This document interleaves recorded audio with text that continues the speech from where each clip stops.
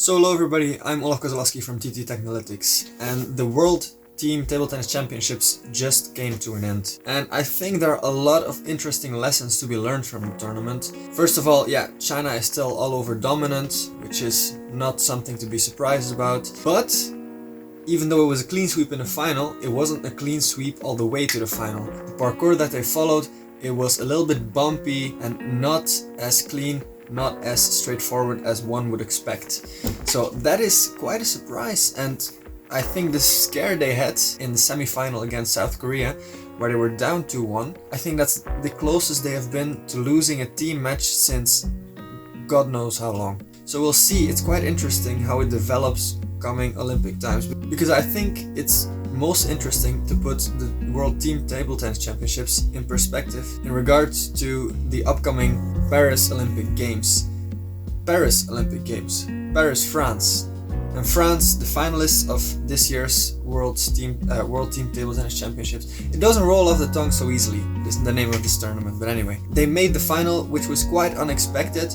Then again, the brothers Lebrun at the 1 and the 2, they're really strong as first players of their team. Lebrun, Alexis, the older brother, didn't really perform, or at least if you look on paper, his results weren't so outstanding. Of course, Felix was unbelievable up until the final. Okay, you know, you can cut him some slack playing one chicane when he's in form. It's not so easy to do, so that scoreboard it doesn't really paint the whole picture, it doesn't really tell the whole story. Up until the final, the way that he led the team, that he led Team France to that final spot was something to behold, because remember that he's only still 17 years old, and playing on that stage with that kind of confidence, with that kind of level that he maintained all the way up until the final, it's not easy to do.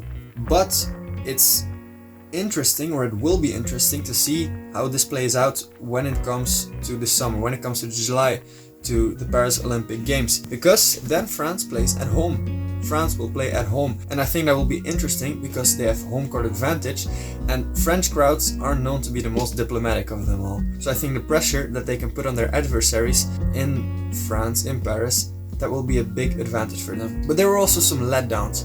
I think most noticeable or most notable were Germany on the one hand, and maybe even Japan on the other hand. You can give their draw as an excuse, of course. Having to play China in the quarterfinal, it's a bit unlucky. But I don't know the real reason why they didn't put Togami Shunsuke or they didn't put Uda Yukiya, which I think are the number 2 and 3 of Japan. Not so much Shinozuka or Matsushima. But yeah, that's their choice. Maybe it's also for player development, and in the Paris Olympic Games they won't do the same, or they won't have it with the same approach. But yeah, are they still as dangerous as Japan really used to be?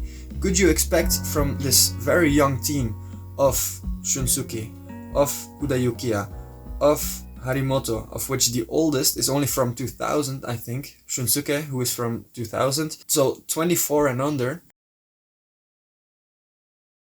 Are those players really expecting to be performing at a high level coming Olympic season? I think not so much. I think they will be content with a semi-final spot.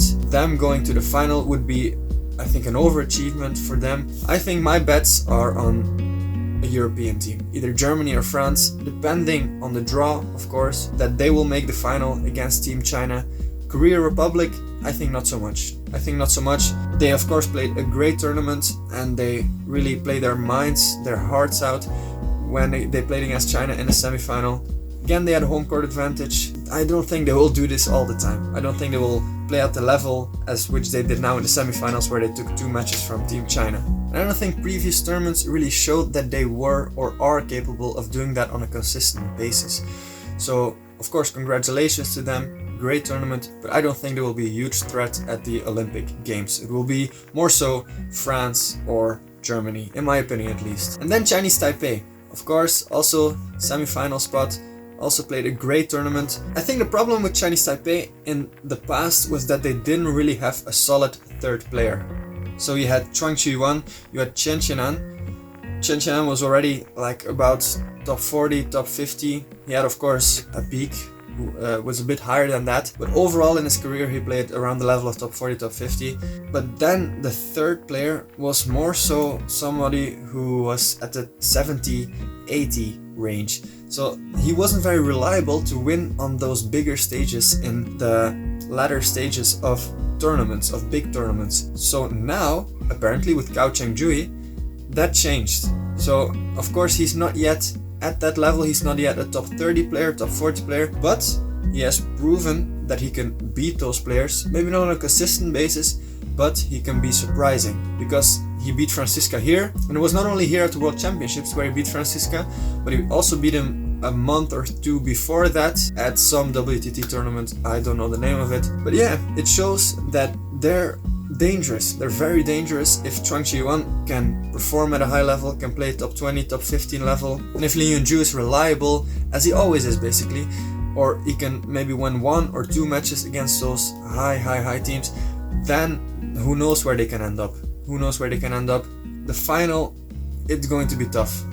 I think, of course, as it always is, it's depending on the draw. If you're in the top half with Team China, say goodbye to your chances to play in the finals. But in the bottom half, anything can happen. Anything can happen. So it's really interesting how it will pan out come Olympic Games. And I'm really looking forward to it. And maybe one final thing is that I'm still not sure of who is going to play the singles for Team China. I'm not sure of it at all, because they put Ma Long at the 3 spot in the World Championships. But yeah, Wang Shiqin lost a match, as did Ma Long in that tournament.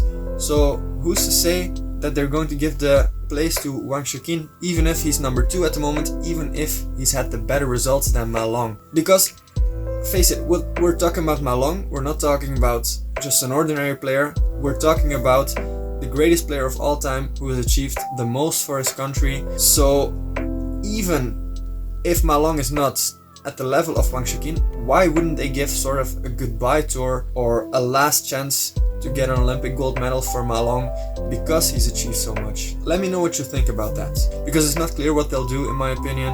I think if you look at the Rio 2016 Olympics, I think Zhang Jike was not the clear-cut number 2 to be selected in the singles, but because he won the previous Olympics in London 2012, and because he's Zhang Jike, I think that's why they gave him a spot. And I think they'll do the same with Ma Long, but I think only time will tell.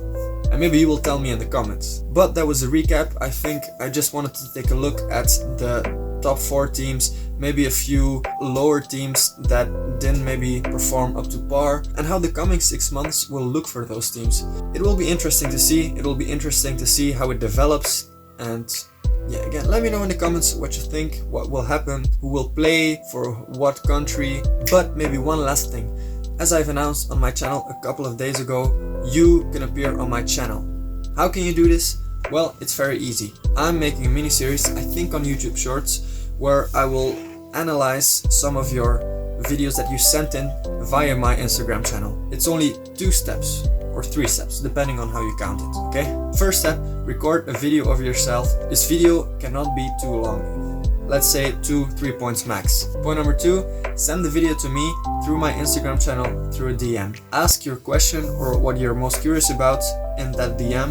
And maybe number 3, send me proof of you having followed my Instagram account. And over time, I'll try to formulate an answer on the videos that you guys sent in.